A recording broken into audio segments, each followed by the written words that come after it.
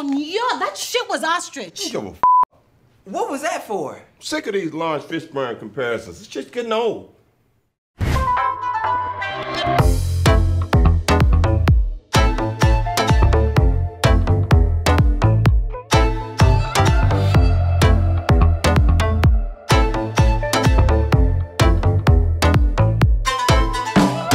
Samuel L. Jackson est un acteur et producteur américain connu pour son activisme social prolifique.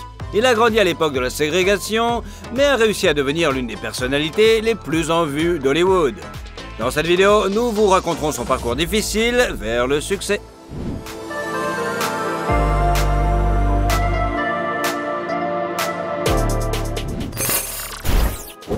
Samuel L. Jackson, comment vit l'acteur le plus rentable d'Hollywood et à quoi il dépense ses millions?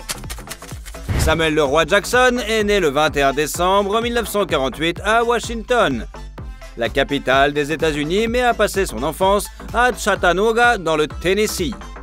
Samuel n'a vu son père que 2 fois dans sa vie. Celui-ci a quitté la famille et est mort plus tard d'alcoolisme. Le garçon a été élevé par sa mère Elizabeth et ses parents. Il a également été très influencé par sa tante, professeure de théâtre, qui l'a initié au métier d'acteur. La famille vivait dans un quartier défavorisé, dans une maison sans eau courante, à l'époque où la ségrégation raciale touchait presque tous les aspects de la vie dans le pays. Samuel a fréquenté plusieurs écoles ségrégées et a connu le racisme partout depuis son enfance. Son grand-père lui avait appris à ne pas lever les yeux en présence de blancs et s'adresser directement à eux était considéré comme déplacé. Cela a influencé l'opinion du futur acteur qui est devenu un activiste social luttant contre la discrimination et qui a baptisé sa société cinématographique UPT Film en souvenir des paroles de son grand-père. Jackson a grandi dans la timidité en raison d'un bégaiement et a passé tout le temps à étudier ou à jouer de la trompette et du corps d'harmonie dans l'orchestre de l'école. Il participe assidûment à toutes les représentations de l'orchestre et après avoir obtenu son diplôme, il entre au Marist College d'Atlanta en Géorgie. Au départ, le jeune homme envisageait d'obtenir un diplôme en biologie marine, puis il s'est orienté vers l'architecture. Et pour gagner des points supplémentaires, il rejoint une troupe de théâtre. D'ailleurs, Jackson a surmonté son bégaiement en grande partie en jouant la comédie. Il faisait semblant d'être des personnes qui n'avaient pas ce problème. Il a également utilisé des jurons pour surmonter son défaut d'élocution. Et il continue à le faire car le bégaiement revient parfois. En 1968, l'Amérique est bouleversée par l'assassinat de Martin Luther King. Samuel assiste aux funérailles du grand leader du mouvement des droits civiques à Atlanta, puis se joint à la marche de protestation à Memphis. Jackson a continué à militer à l'université.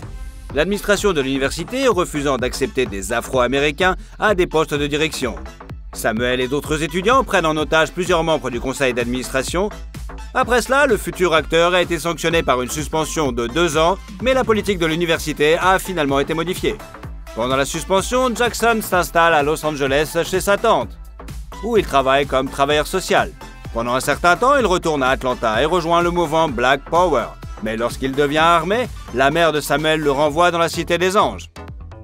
Lorsque la suspension a pris fin, il est retourné à l'université et a cofondé le théâtre amateur Justice, dont la plupart des acteurs étaient des étudiants afro-américains. Samuel a été contraint de poursuivre ses études parce qu'il risquait d'être enrôlé dans la guerre du Vietnam. À l'époque, la conscription était basée sur les résultats de la loterie et le futur acteur avait de grandes chances d'aller au front. En 1972, Jackson obtenu une licence en art dramatique et fait rapidement ses débuts au cinéma, en jouant dans le film indépendant Together for Days. 2 ans plus tard, il s'installe à New York, où il commence à jouer au théâtre. Le jeune acteur s'installe alors dans une nouvelle ville, avec une autre actrice, Tanya Richardson. Ils ont étudié dans des universités voisines et ont tous deux étudié l'art dramatique, mais ils avaient des intérêts différents. La Tanya, selon ses propres termes, était une snob du théâtre, tandis que Samuel adorait le cinéma. Malgré cela, ils se sont entendus et ne sont plus jamais quittés. La Tanya est devenue un guide pour Jackson et l'a soutenu dans tous ses projets créatifs. En 1981, le jeune couple s'est marié. Comme beaucoup d'autres aspirants acteurs, Samuel a dû travailler à temps partiel en dehors de son domaine. Pendant un certain temps, il est portier dans le prestigieux complexe résidentiel Manhattan Plaza, connu pour abriter des artistes et des personnalités du monde du spectacle. Dans les années 80, le projet cinématographique de Samuel L. Jackson inclut Ragtime, Uncle Tom's Cabin, School Days, Coming to America, Do the Right Thing, Sea of Love, ainsi que la série télévisée Spencer for Hire. Un peu plus tard, il apparaît dans les films Death by Temptation, A Shock to the System, Betsy Wedding, No Matter Blues, The Exorcist 3, Goodfellas, The Return of Superfly et dans un épisode de la série télévisée Law & Order. Sa carrière théâtrale est également en plein essor. Samuel joue dans plusieurs pièces à succès, dont 2 parviennent à être jouées à Broadway. Mais il n'a jamais réussi à monter sur les scènes les plus prestigieuses de New York. Il a été licencié en raison de son addiction à la drogue et à l'alcool. Sa fille Zoé grandissait déjà et Samuel s'est rendu compte qu'elle ne devait pas voir son père en état d'ébriété. Avec le soutien de Latanya, il a suivi un traitement dans une clinique de réhabilitation et s'est débarrassé de son addiction. Par la suite, Samuel Jackson n'a cessé de répéter que sa femme bien-aimée l'avait sauvé et qu'il était prêt à lui remettre tous les prix remportés au cinéma. D'ailleurs, Latanya elle-même s'est construit une carrière d'actrice à succès et en 2014, elle a été nominée pour un Tony Theater Award.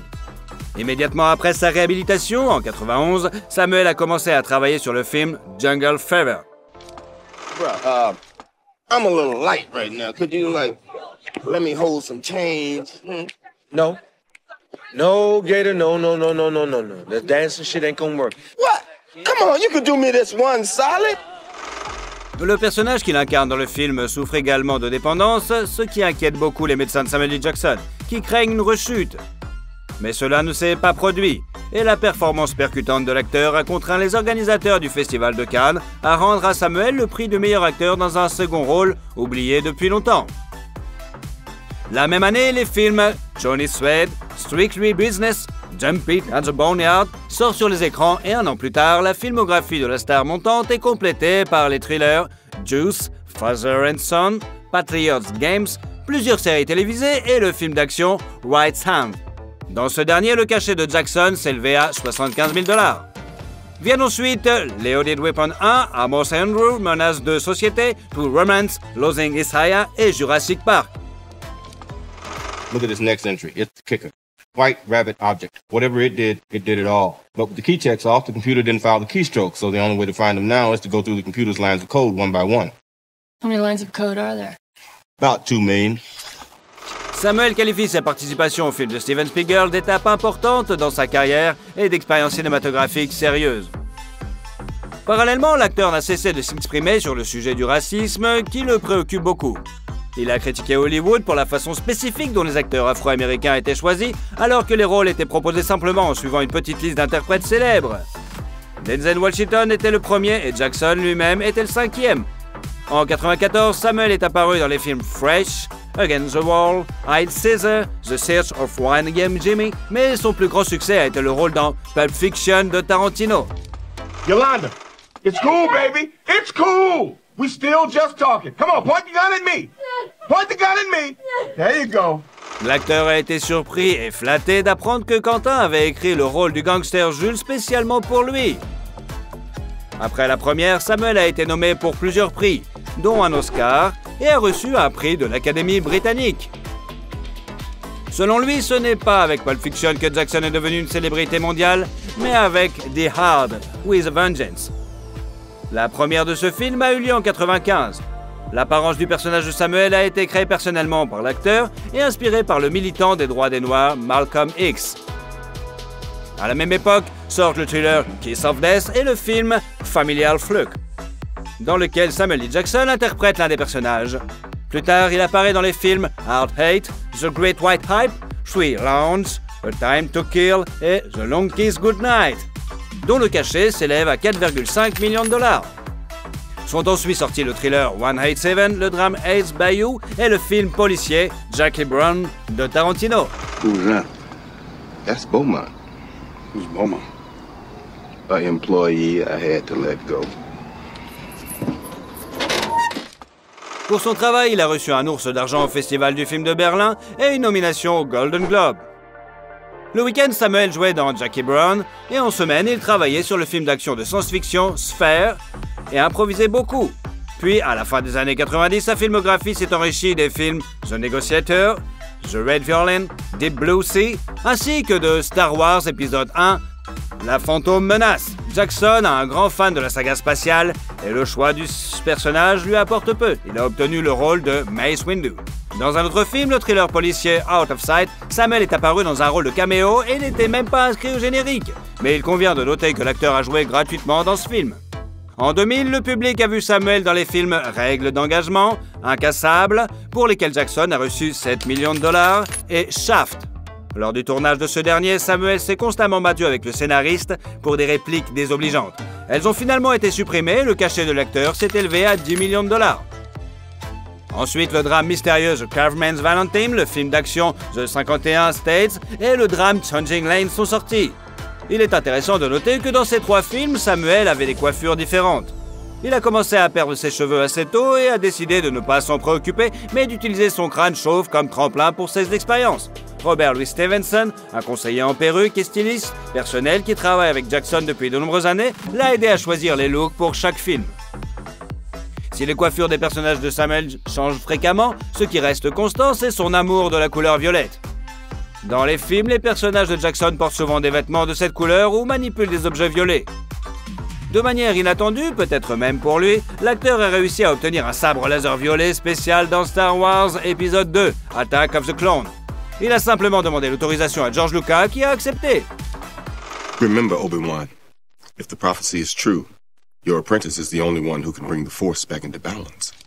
Au début des années 2000, Jackson a également joué dans le thriller No Good Deed, pour lequel il a reçu 6 millions de dollars.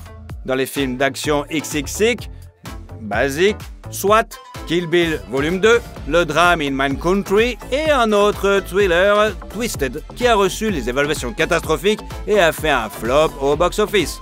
Parallèlement, Samuel Jackson a participé au doublage du film d'animation à succès Les Indestructibles.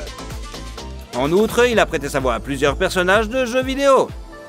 Et oui, à l'époque, le revenu annuel de la star hollywoodienne était estimé à 30-35 millions de dollars. En 2005, il est apparu dans XXX State of the Union, Star Wars épisode 3, La revanche des Sith, The Man, un épisode de la série télévisée Extras, et le drame sportif biographique Coach Carter. Shooting the ball. What's your name, sir? Jason Lyle, but I ain't no sir. You're not a sir. Well, are you a madam?